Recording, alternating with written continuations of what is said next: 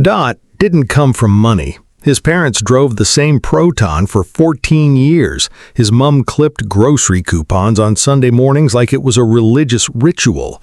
His dad worked 31 years at the same company and retired with a gold watch and a pension that barely covered utilities. They were good people, disciplined people, and they genuinely believed, that the formula was simple. Study hard, get a stable job, save 10%, don't rock the boat. Dot followed that playbook until he was 26. Then he looked at his bank account, looked at his parents' bank account, and asked himself one question. If I do exactly what they did, will I end up exactly where they are? The answer was yes, and that terrified him. So Dot started experimenting. Not with get-rich-quick schemes, not with crypto gambling or drop-shipping fantasies. He started experimenting with systems, structures, mental models, ways of thinking about money that his parents were never taught because nobody taught them. 3 years later, his parents came to visit. They walked into his apartment, his mom looked around, his dad went quiet. His dad said, "How?" This video is the answer to that question. 7 things Dot built, not to flex, but because they worked. And today we're breaking down why they work, using psychology, behavioral economics, and data. Not inspiration, education. Let's go. Thing number 1, he audited his money like a forensic accountant. Most people budget. Dot didn't budget, he audited. There's a difference. Budgeting is forward-looking and optimistic. Auditing is forensic and brutal. He pulled 12 months of bank statements, categorized every single transaction, not in a spreadsheet, in his head first, because the act of manually reviewing forces discomfort, and discomfort is where awareness lives. A 2022 study from the Journal of Consumer Psychology found that people who manually reviewed expenses rather than using automated apps reduced discretionary spending by an average of 19% within 2 months, not because they were told to, because seeing it changed behavior. Dot found he was spending more on subscription services than on his own education. Think about that. The audit wasn't about cutting, it was about knowing. You cannot manage what you refuse to measure. Thing number 2, he built a second income stream before he needed one. Not when he was desperate, before. This is crucial. When you build a second income stream from a position of desperation, you make bad decisions. You chase speed. You accept terrible terms. You pick the wrong vehicle. Dot started his second stream while he still had a stable salary. He had time, low pressure, and the ability to be selective. According to the U.S. Bureau of Labor Statistics, individuals with 3 or more income streams have a measurably lower financial anxiety index, not because they earn more necessarily, but because the psychological safety of diversification changes decision-making at a neurological level. He chose freelance consulting in his existing field. Nothing exotic, no overnight reinvention. He monetized what he already knew. The second stream wasn't huge at first. That wasn't the point. The point was architecture. Thing number 3, he started investing before he felt ready. Nobody feels ready. That's a trap. Dot started investing small, embarrassingly small by some standards. He didn't wait until he had enough to invest, because enough never comes when you're waiting for it. Here's the psychology. A concept called present bias causes humans to systematically overvalue immediate comfort and undervalue future benefit. We know this from Daniel Kahneman's decades of research. We are wired to spend today and start investing next month. Next month doesn't exist. It's a fictional country where good intentions go to die. Dot automated a transfer, same day as payday, before he could touch it, before the psychological rationalization engine could fire up and convince him he needed something. He didn't try to time the market. He didn't pick hot stocks. He bought broad index funds with embarrassing consistency, because consistency beats genius in personal finance. Always. Thing number 4, he surrounded himself with people who made him uncomfortable. Not rich people, uncomfortable people. There's a misquote floating around the internet: "You're the average of the 5 people you spend the most time with." Jim Rohn actually said this. It's been both overused and misunderstood. The point isn't to chase wealthy friends for proximity. The point is cognitive contagion. The standards and conversations you're exposed to daily recalibrate what feels normal to you.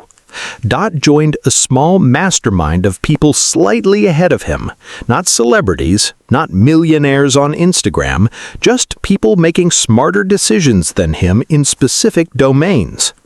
Research from Stanford's sociology department has consistently shown that social capital, who you interact with and what those interactions expose you to, is a stronger predictor of economic mobility than individual IQ.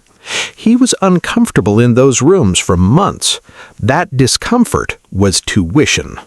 Thing number 5. He treated his skills as assets, not just job qualifications.